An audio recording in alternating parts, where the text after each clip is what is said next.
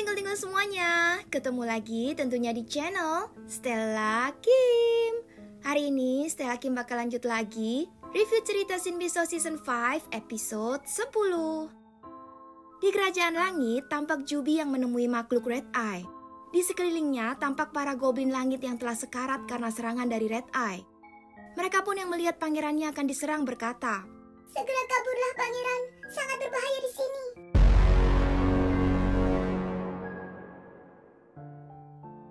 Tidak mungkin terjadi. Cepat kembalikan pasukan-pasukanku. Belum selesai berkata-kata, tampak Red Eye yang tak mempedulikan mereka mengerahkan tangannya dan menyerang Jubi hingga menghancurkan bangunan kerajaan langit. Jubi yang tampaknya langsung tak sadarkan diri pun terjatuh ke bawah.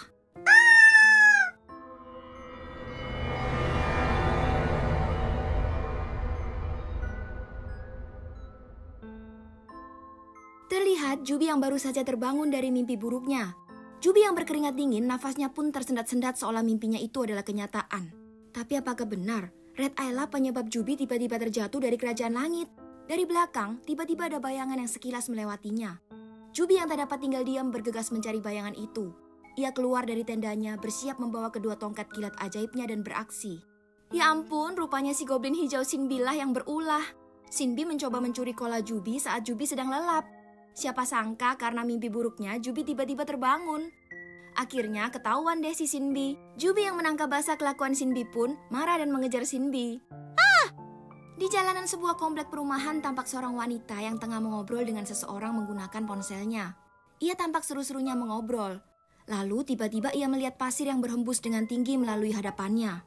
Sepertinya ia juga merasakan sedikit keanehan. Pasir itu tampaknya membuat lampu penerangan jalan padam. Sesaat setelah itu, sambungan ponselnya pun tampak terdengar putus begitu saja. Saat ia kebingungan dan menoleh ke belakang, muncul sebuah makhluk yang sangat besar. Penampakannya seperti hewan kecoa yang sangat besar sekali, dengan 6 buah mata menyala berwarna merah. Apakah ini juga ular Red Eye?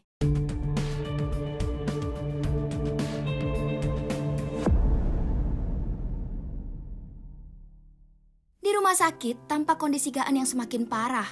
Sekarang tampaknya Gaan tak mampu lagi menggunakan kedua matanya, teman-teman. Bagian matanya diikat dengan kain perban berwarna putih. Raut wajahnya tampak menderita dan kesakitan. Di bagian pipinya juga telah menjalar warna kemerahan. Gaan tampak merintih tak henti-hentinya. Sepertinya ia sangat kesakitan menahan penyakitnya itu. Bahkan ia tak menyadari jika sahabatnya Hari sedang berkunjung menjenguknya. Gaan juga tampak tak sadarkan diri. Hari yang sangat khawatir akan kondisi Gaan mencoba bertanya kepada suster perawat di sampingnya. "Suster, sebenarnya apa yang terjadi dengan kondisi Gaan?" "Sejak semalam, kondisinya tiba-tiba menjadi parah dan kesakitan seperti ini. Gaan, bertahanlah sedikit lagi." Hari tak kuat menahan air matanya lagi. Sepertinya, Hari sangat sedih dan terpukul atas kejadian yang menimpa Gaan kali ini. Dari luar kamar, tampak pasien lain yang juga menderita Red Eye sedang dipindahkan ke ruang pertolongan darurat karena kondisinya yang tiba-tiba drop.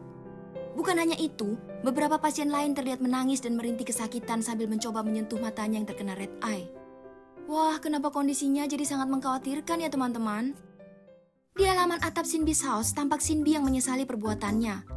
Ia tampak ingin mengembalikan suasana hati Jubi dengan memberikan snack favoritnya sebagai ganti kola yang diambilnya diam-diam tanpa sepengetahuan Jubi.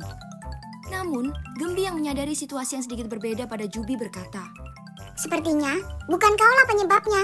Ada penyebab lain yang membuat dia seperti ini. Hah? Penyebab lain? Ternyata dugaan Gembi benar. Tampaknya mata Jubi yang terarah ke langit sepertinya mengkhawatirkan sesuatu karena baru saja ia bermimpi buruk.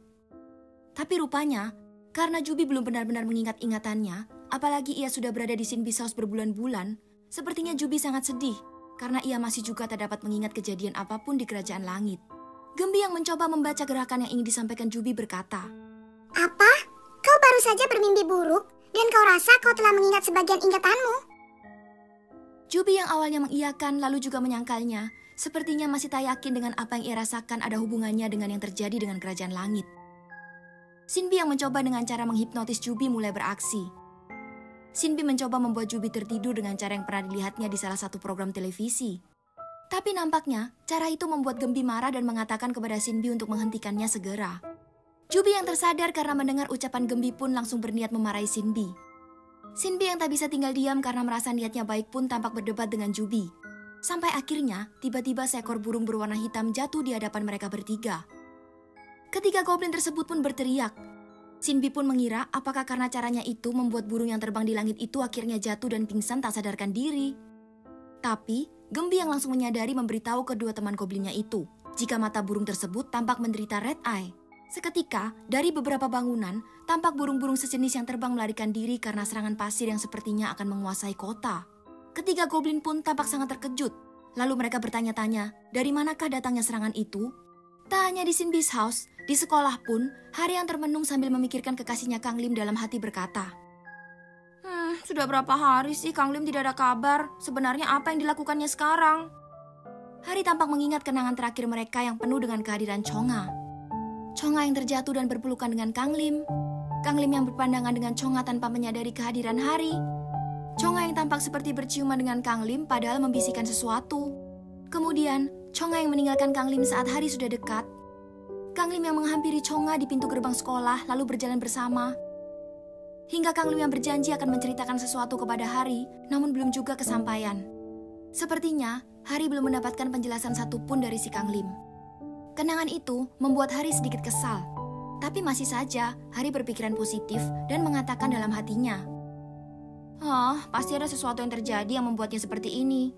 Ya, tapi kan, jika dalam bahaya bagaimana? Tidak mungkinlah, mungkin hanya pikiranku saja. Dari jendela, tampak angin berhembus kecil bersama pasir yang melewati Hari. Hari yang melihat pasir pun kebingungan. Kenapa ada pasir? Bahkan, Pak Guru yang merasakan angin berhembus menyuruh para murid menutup jendela yang ada di dalam kelas. Sesaat setelah itu, tampak Hari yang melihat dari kaca jendela. Hari melihat hembusan pasir yang akan menyerang lapangan bermain bola di sekolah. Guru olahraga yang tampaknya memerintahkan semua murid untuk segera masuk ke dalam dengan peluitnya. Semua, pejamkan mata kalian. Dari dalam kelas, tampak Hari dan teman-teman yang menyaksikan kejadian tersebut juga kebingungan dan tercengang. Hari yang memberikan signal tanda kepada Rion akhirnya keluar dari kelas. Tampak seorang murid yang tersisa. Dan sepertinya ia baru saja dari luar gedung. Ia tampak menutupi kedua matanya dengan telapak tangannya. Saat Hari menghampirinya, ia membuka telapak tangannya. Dan rupanya, kedua matanya telah tertular virus red eye. Hari yang tampak terkejut sedikit ketakutan dan berkata, bukankah ini red eye? Apakah ini karena pasir itu? Walaupun masih belum ada kepastian, tapi tampaknya seperti itu. Rion juga mengatakan jika masih ada beberapa murid yang berada di lapangan olahraga, dan sepertinya mereka harus segera diselamatkan. Saat Rion akan berangkat, Hari berkata, Tunggu Rion, aku juga akan ikut bersamamu. Jangan Hari, untukmu akan sangat berbahaya. Mana mungkin aku hanya diam saja melihat mereka yang membutuhkan bantuan. Tapi masih saja. Walaupun aku menghalangimu, sepertinya kau tetap akan melakukannya, bukan? Tampak Rion yang meminjamkan kekuatan dari kartu safirnya untuk melindungi wajah Hari dari serangan pasir. Ini akan mengamankanmu sementara dari serangan pasir itu. Tapi tetap harus waspada dan berhati-hati sampai kita bersama-sama kembali.